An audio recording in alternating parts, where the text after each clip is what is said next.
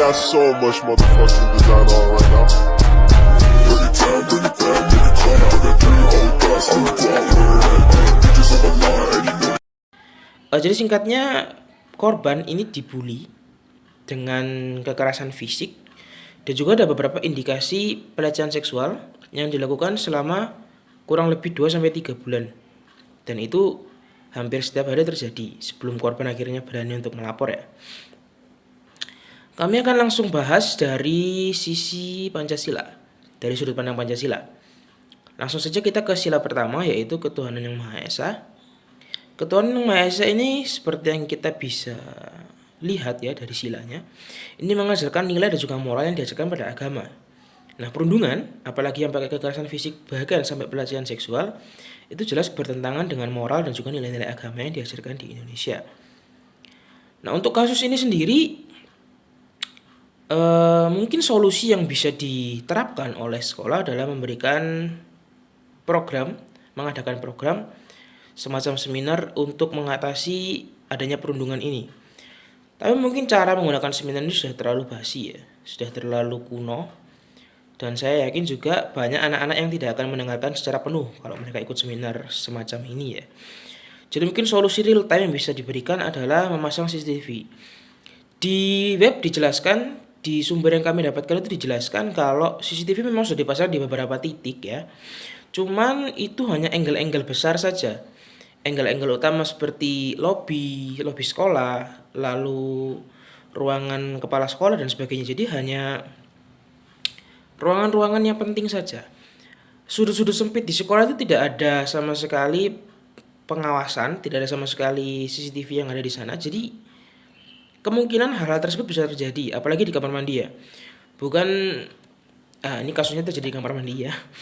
Bukan maksudnya kemudian kita memasang CCTV di kamar mandi, tapi kita bisa memasang di depan kamar mandi sebelum orang masuk. Jadi kita bisa mendapatkan bukti yang kuat di situ. Kan tidak mungkin tau siswi masuk ke kamar mandi cowok atau siswa masuk ke kamar mandi cewek gitu kan, itu udah pasti langsung kelihatan ada yang aneh gitu. Jadi bukan dipasang di dalamnya, tidak mungkin, tapi dipasang di luarnya gitu.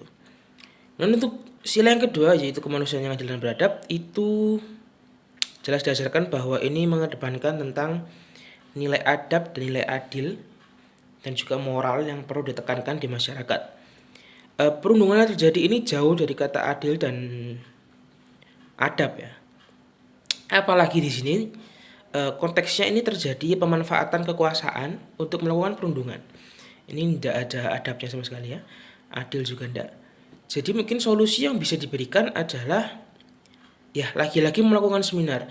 Memang cara ini terhitung membosankan ya, karena memang sudah banyak sekali orang yang pakai cara ini dan keefektifannya itu tidak tinggi gitu loh. Tapi solusi real time yang bisa saya berikan adalah memberikan pelatihan. Pelatihan ini jelas berbeda dengan seminar-seminar biasa atau webinar-webinar biasa gitu ya. Kalau seminar biasa kan tinggal datang, duduk, makan, konsumsi, pulang gitu kan, tidak perlu dengerin. Tapi kalau pelatihan ini kita benar-benar dididik, benar-benar tiap anak itu dilihat progresnya, dan kita tidak akan lolos kalau kita tidak memenuhi syarat yang diajukan oleh camp pelatihannya gitu loh. Jadi pelatihan untuk meningkatkan adab dan adil ini, mengedepankan sila kedua ini perlu dilakukan secara intens kalau bisa, agar anak-anak zaman sekarang ini tahu apa yang namanya adil dan apa yang namanya adab. Kita lanjut ke sila ketiga setelah ini ya. Selanjutnya, sila ketiga yaitu Persatuan Indonesia. Nilai ini mendorong persatuan dan harmoni dalam masyarakat Indonesia yang beragam. Perundungan bisa menciptakan perpecahan dan ketidakselarasan yang merusak kohesi sosial dan inklusivitas dalam komunitas sekolah. Sila ketiga ini mengajarkan bahwa bangsa Indonesia harus saling menghormati dan menjaga keutuhan dalam keberagaman.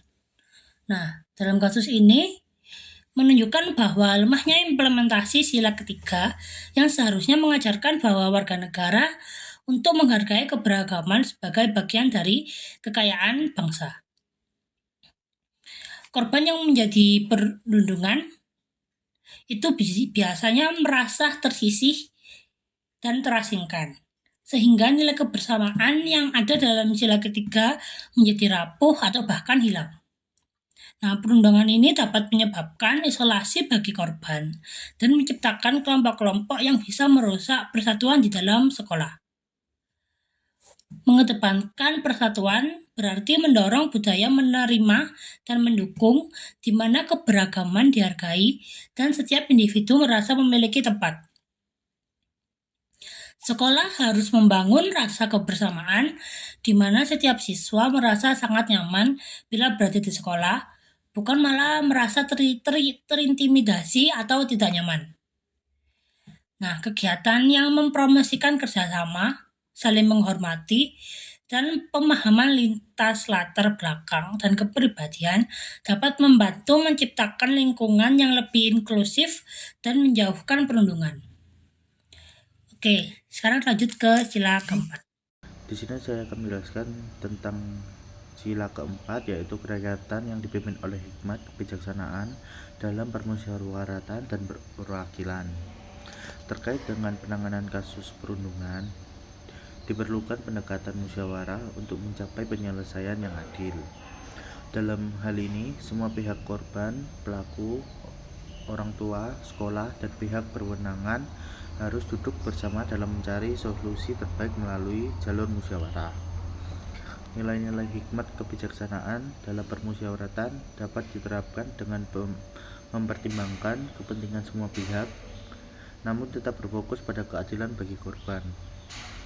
Sekolah juga perlu menunjukkan keterbukaan dalam menangani kasus ini dan memastikan bahwa keputusan yang diambil berdasarkan prinsip keadilan dan kebijaksanaan, bukan berdasarkan tekanan dari pihak tertentu atau status sosial pelaku. Proses ini perlu dilandasi dengan asas-asas keadilan yang transparan agar kepercayaan masyarakat terhadap lembaga pendidikan tetap terjaga dan mencegahnya terulangnya kejadian serupa. Sila kelima yaitu keadilan sosial bagi seluruh rakyat Indonesia. Relevansi terhadap kasus ini, dalam kasus ini keadilan sosial dan kesetaraan itu sangat rendah. Perundungan merusak keadilan karena menciptakan ketidaksetaraan, di mana siswa merasa kurang aman atau kurang dihormati dibandingkan dengan yang lain. Keadilan sosial dalam konteks ini berarti memastikan bahwa semua siswa memiliki hak yang sama untuk mendapatkan lingkungan pendidikan yang aman dan mendukung. Tetapi karena adanya perundungan yang sudah kami jelaskan sebelumnya, itu menciptakan lingkungan ketakutan dan ketidaksetaraan yang bertentangan dengan prinsip keadilan. Lalu kalau untuk saran dari kelompok kami, sekolah mungkin harus memiliki kebijakan yang jelas untuk melindungi siswa dari perundungan. Selain itu, sekolah juga perlu untuk memastikan bahwa ada pertanggungjawaban bagi pelaku dan dukungan bagi korban. Dengan menerapkan langkah-langkah perundungan yang ketat dan menyediakan layanan konseling, seharusnya perundungan dapat ditekan. Lalu untuk kesimpulan yang kami dapat, dengan menerapkan nilai-nilai Pancasila, sekolah dapat menciptakan lingkungan yang lebih baik.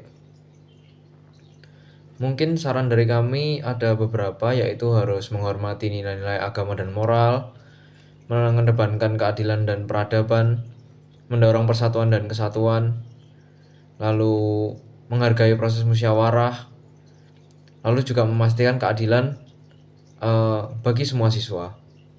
Mungkin kalau melalui penerapan seperti ini, nilai-nilai yang sudah kami jabarkan sebelumnya, sekolah dapat menangani perundungan bukan hanya dengan langkah hukuman, tetapi juga membentuk komunitas di mana perundungan tidak terjadi secara alamiah.